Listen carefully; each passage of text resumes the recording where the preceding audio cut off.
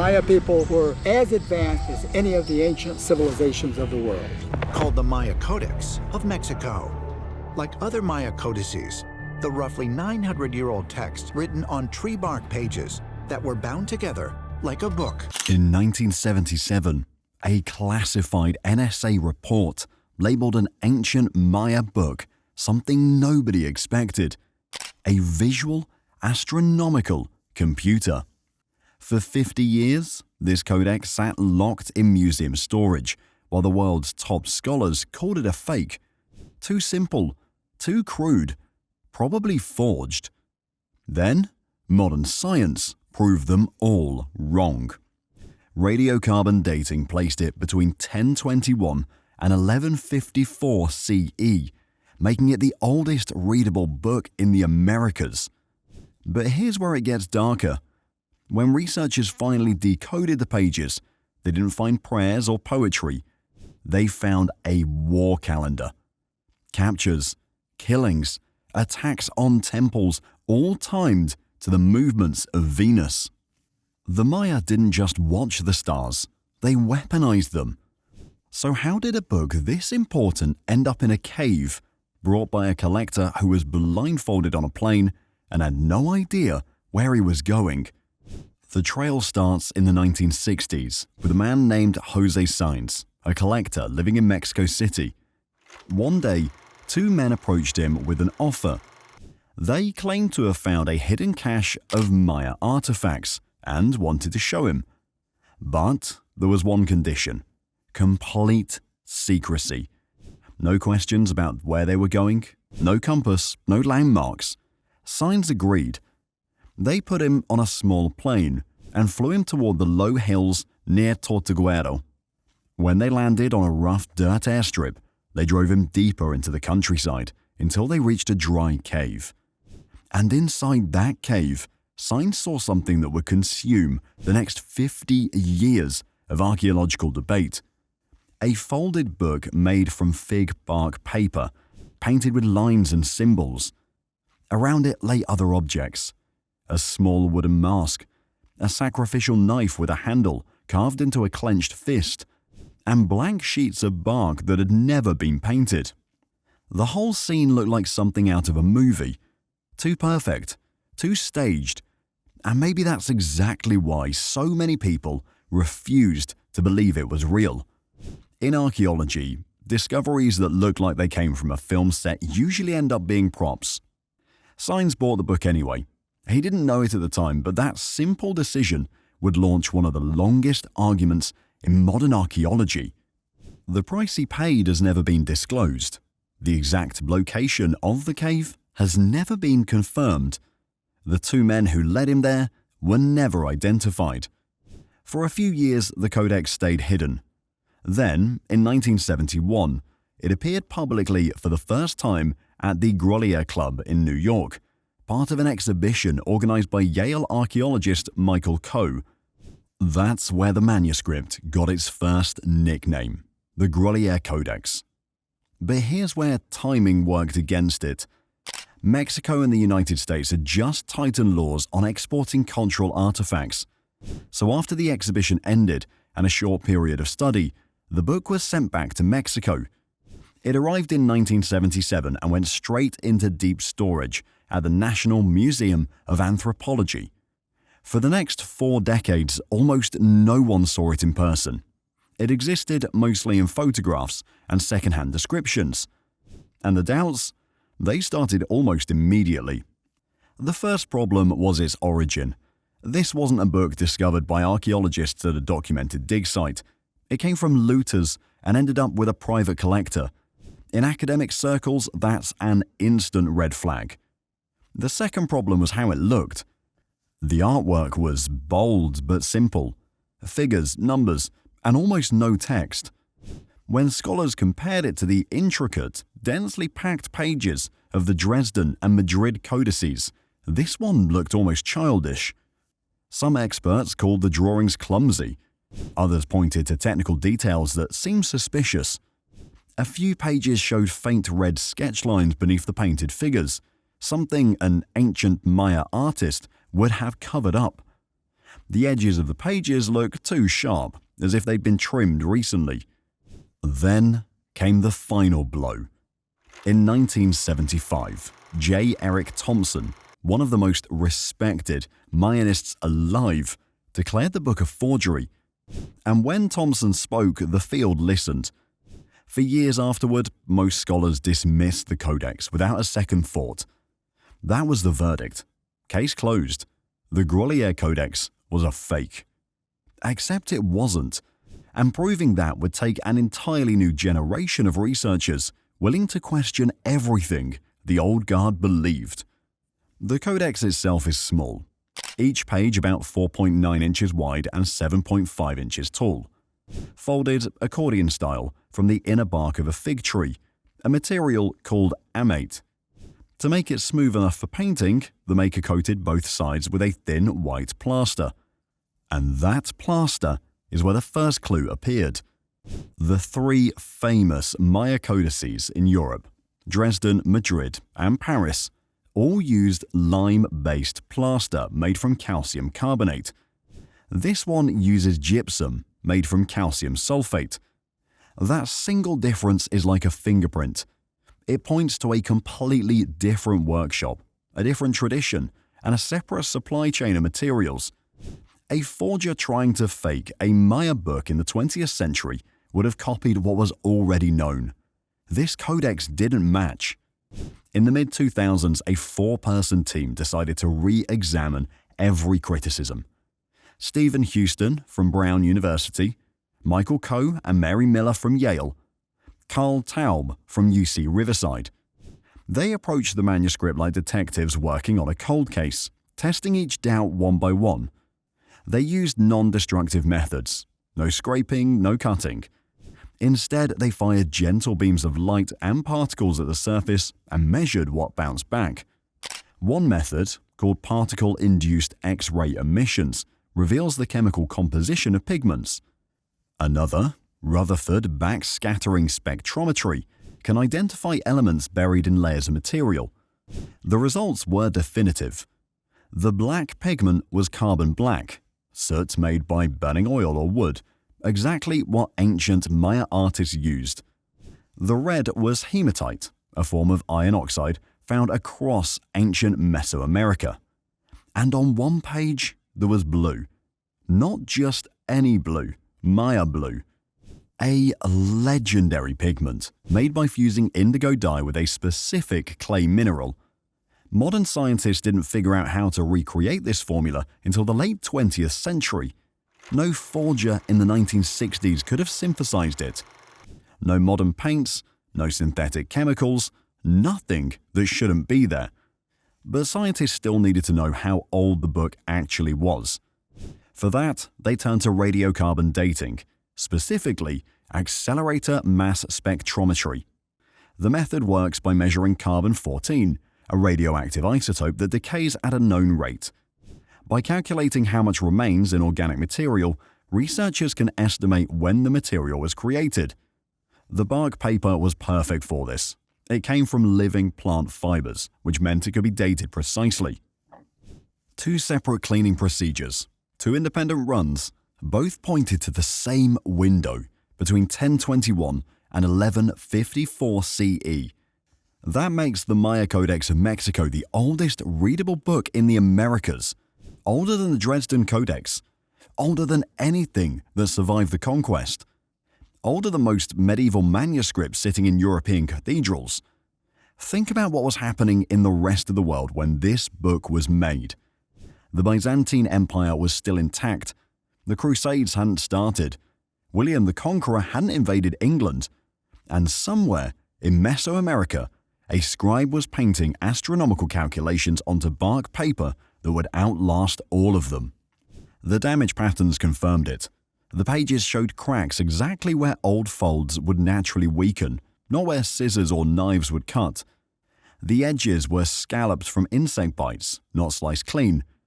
Under a microscope, researchers found evidence that the book had been soaked at least 3 times over the centuries, explaining why the lower portions of several pages were missing. In September 2016, Brown University published the findings, Yale followed in January 2017. Together, the papers laid out the evidence in exhaustive detail. Then came the final step. Mexico itself had to decide. In August 2018, the Ministry of Culture and the National Institute of Anthropology and History issued their official verdict. After reviewing all the scientific evidence, they declared the manuscript authentic. The codex went on display at the National Museum of Anthropology for the first time in decades. No longer the Grolier, now officially the Maya Codex of Mexico. 50 years of doubt erased by science. And proving the book was real was only half the mystery. The bigger question remained: what did it actually say? The entire book is built around one thing. Not the sun, not the moon, Venus. And the Maya didn't see Venus the way we do. A pretty light in the sky, the morning star, something romantic. To them, Venus was a weapon, a god with a temper, a cosmic trigger for war. Here's how Venus moves from the Earth's perspective. For about 90 days, it hides behind the sun. Then it appears in the evening sky for around 250 days. After that, it vanishes for roughly 8 days. Finally, it rises before dawn as the morning star for about 236 days before the cycle resets. Add it up and you get 584 days. The Maya tracked this rhythm with an accuracy that modern astronomers didn't match until we had telescopes and satellites. They were off by less than 1/10 of a day. But they weren't tracking Venus to admire it. They were tracking it to time attacks. Across ancient Mesoamerica, Venus rising as the morning star was considered dangerous. A red alert from the cosmos. When that light appeared on the horizon, the Maya believed it brought war, sickness, and death. The Codex is essentially a manual for this belief system. The drawings show what happens. The numbers tell when. Understanding it requires two things. First, the Maya number system, bars and dots. Each dot equals 1, each bar equals 5. So a bar with 3 dots means 8. 2 bars and 1 dot means 11. Second, the vertical column of day names running down the side of every page. These come from the 260-day sacred calendar the Maya used for rituals. Each day had a name and each name carried meaning. At the top of every page, inside circular frames are numbers that tell you how far to count through the day column. Follow the pattern, land on the right day, and the central image shows what action was supposed to happen. 10 pages survive. All of them follow the same layout. The first page sets the tone immediately. A god called Ka'awil faces a bound captive, head bowed, arms tied behind the back. The posture tells you everything. This is the day for taking prisoners. The second page gets darker. A death god fills the center of the frame. No captive, no ritual, just death. The message is blunt. This is the day for killing. Pages 3 and 4 repeat the pattern. More captures, more prisoners. The repetition isn't lazy design. It's the point. These events weren't isolated. They returned at regular intervals, dictated by the rhythm of Venus. Page 5 shows open violence. A sun god holds an atlatl, a spear thrower, and launches a dart at a temple. On this day, sacred buildings would be attacked. But page 6 is the one that stopped researchers cold. A skeletal figure stands in the center. In one hand, a severed head. In the other, a blade. Below, a fallen body. There's no ambiguity here.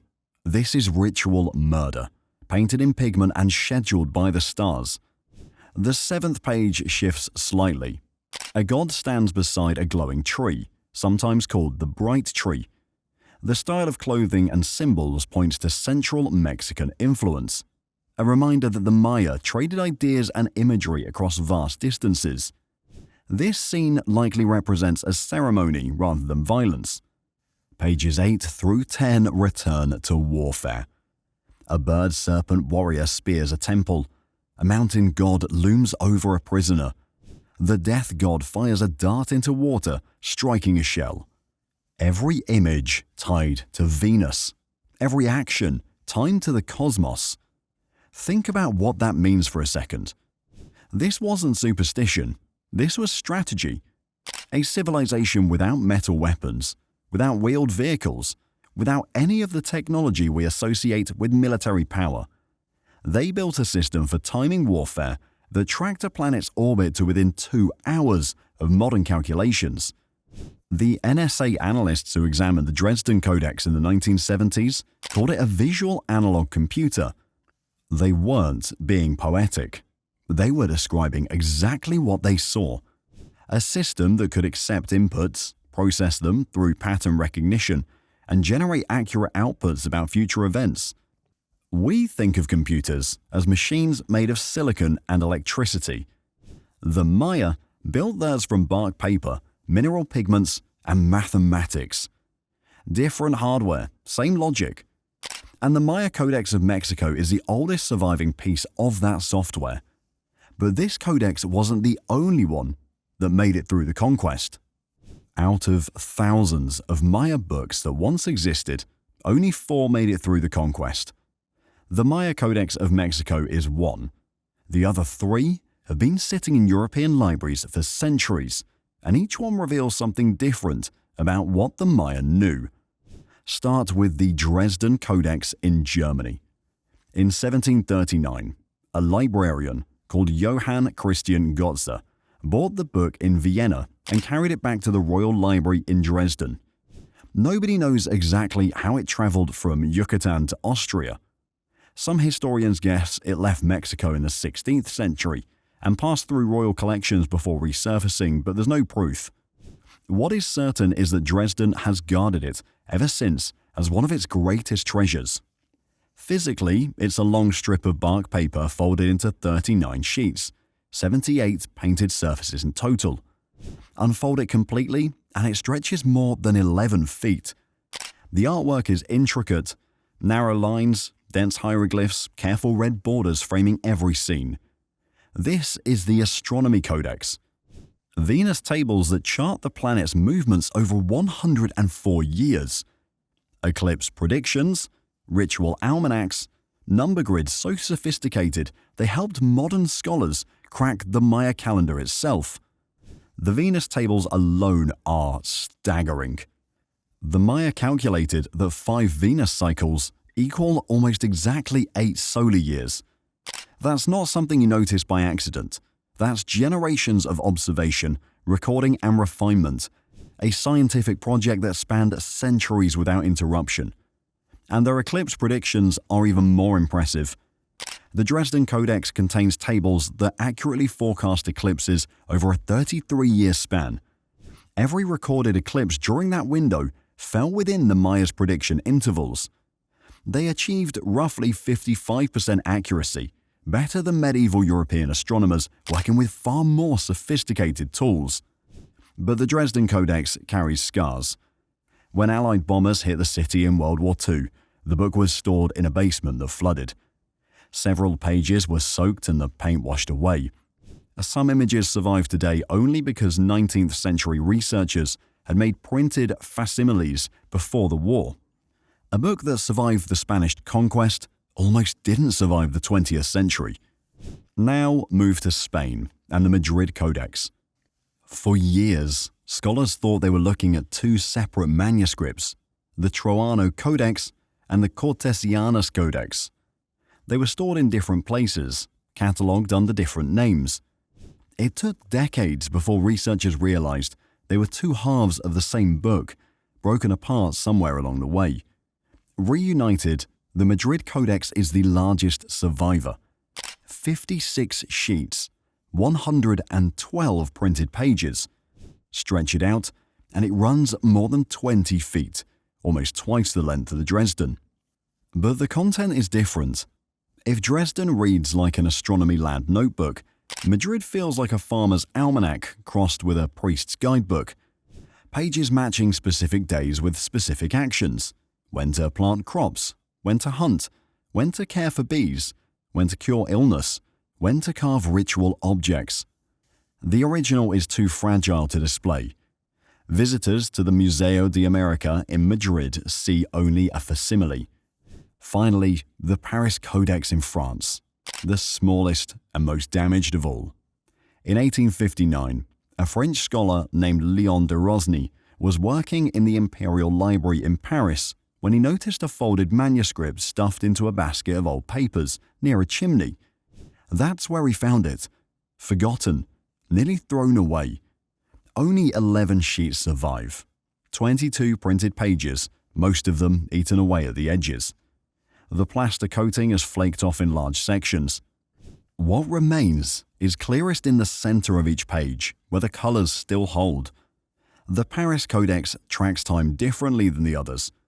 Instead of short almanacs and planetary tables, it follows 20-year cycles called ka'atuns.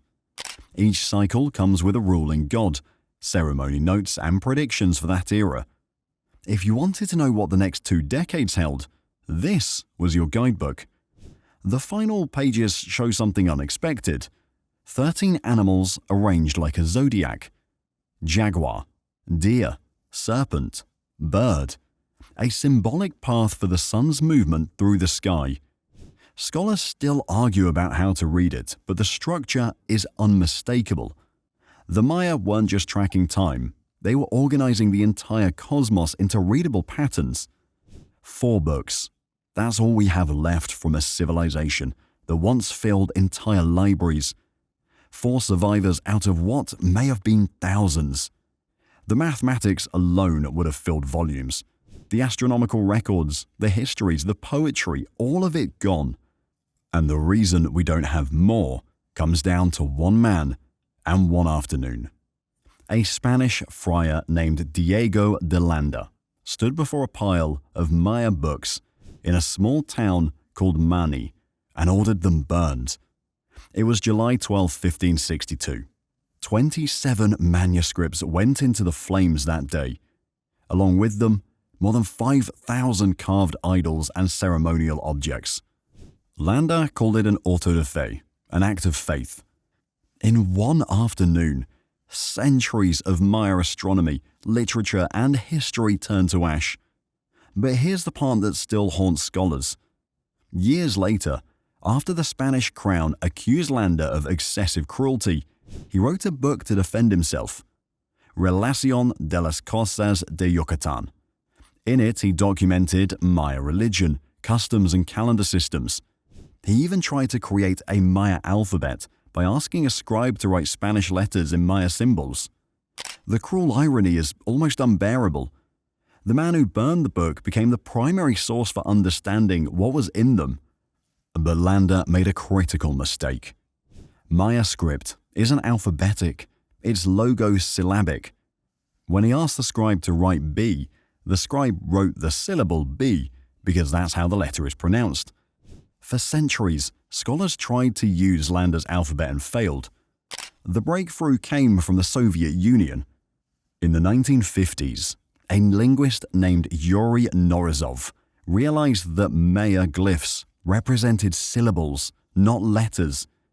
Using Landa's notes, reinterpreted correctly, he proved the script was a real written language that could be decoded. By the 2010s, roughly 85% of Maya glyphs could be read. Now, AI is pushing further. Neural networks identifying connections human eyes might miss. But there's a danger in that speed. Maya glyphs are dense with meaning.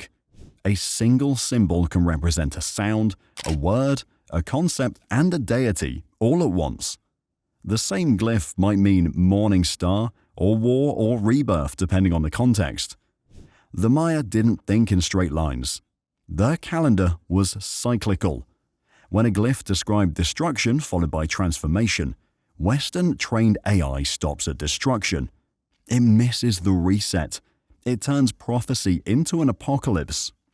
That's the same mistake the Spanish made 5 centuries ago. They saw gods and serpents and assumed devil worship. Now, algorithms see cycles ending and assume doomsday. 2 eras, same blind spot. 4 books survived fire, flood, and 500 years of neglect, and now finally we can read them. But here's the question worth sitting with. Are we actually understanding what the Maya were trying to say, or are we just reading our own assumptions into symbols we've only begun to decode? Some truths don't announce themselves. They wait for someone willing to look long enough to see them.